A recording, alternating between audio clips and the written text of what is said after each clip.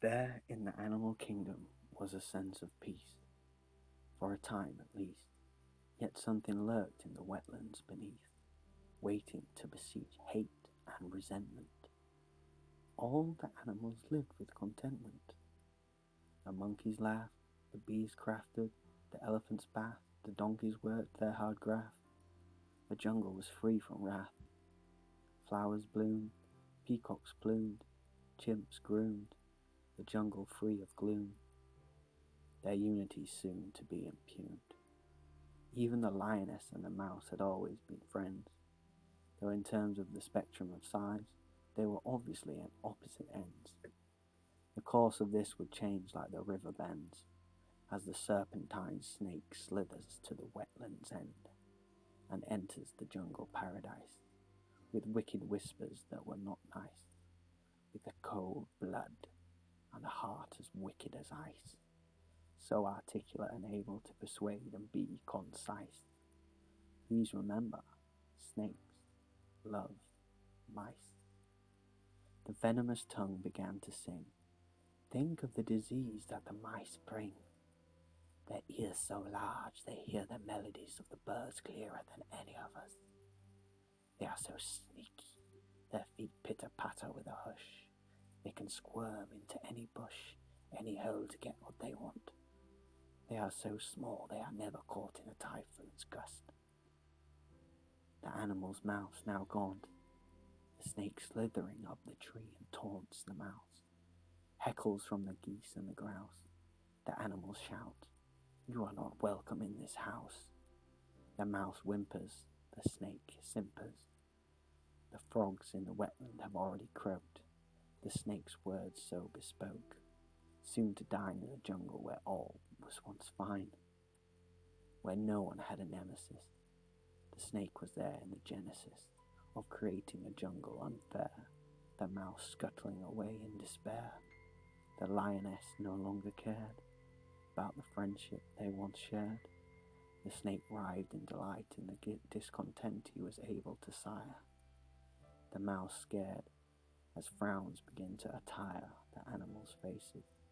The mouse looks around and can only see distaste.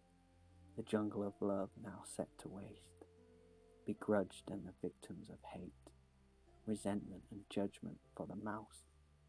It was too late. The jungle of friendship had finished. The animals begin to sneer and vicious spate. Feral traits behaving like animals was their fate. The mouse had never shrunk in size as much as the mouse shrunk in the animal's eyes. All of them had fallen victim to the snake's guise. Although the tree frog remained wise and cried, "Look into the snake's eyes. Look around you as unity dies. Can you not hear the malevolence? Unity was once our elegance." It was too late by now. The snake had elevated to the top of the social ecosystem. The animals found no relevance in what the tree frog had to say, and the snake whispered so no one could hear, "I'll be back for you, little froggy, another day." The snake conceited desire to divide and cause the animals to fray. Beneath the snake's word, venom covertly did spray. This jungle no longer merry and gay. Words have power, and the snake cared not what he had to say, causing division like shadows and rays, causing the animals' emotions and minds to be lulled into a haze, so that on the mouse's flesh he could graze.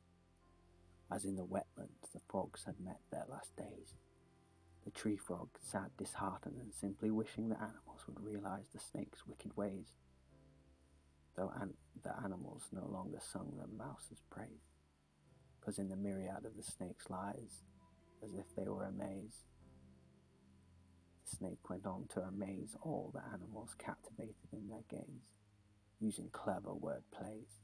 The tree began to sway, the tree frog fell and died in dismay. Now the mouse had no one who wanted him to stay. The snake screamed, "Oh, the wind world, if only the frog was not in the tree trying to speak of how we should be hate-free regarding this mouse." The hate unfurled with greater ferocity. The animal sank into animosity. The little mouse squeaked, "That snake is not weak.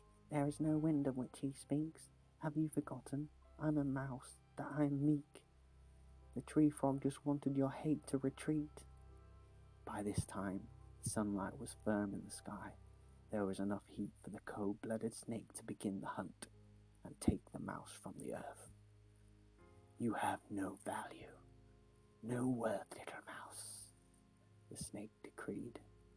With the animals, the mouse did plead, but already the snake had sown the seed, with his venomous tongue of ulterior motives, with his hate speech so alluring and emotive. The snake whispered, "Soon on my poison you will be choking. Then you will be entering my opening." The mouse screamed, "Can't you see? All of the animals what we once used to be, united and free. Now you all hate me." Tears ran down the mouse's long nose, although lies were not part of the mouse's prose. The animals had chosen to listen to the charming snake, and now friendship they did forsake. The tree frog dead, never to wake. The mouse screams, "One day the animals will see the lies you make. I think it's now time you take the opportunity to leave for our friend the tree frog. We the animals must grieve," the snake wheezed. A subtle sneer accompanied the snake's wheeze. The animals could not see the wood from the trees. The mouse packed up his things and his last bit of cheese and descended from the jungle into the wetland weeds. The snake said, "Oh, excuse me, animal friends. I'm going to retire to read." The mouse no longer had the energy to plead, nor the energy to run through the weeds. As the snake descended from the trees, not a single animal had listened nor had heed. The judgment is what feeds evil and allows evil to flourish and silence even those with courage. And when the mouse was in the snake's grasp, there was only one question left to ask. Why did the mouse not leave before the snake had finished his bask in glory and the sun?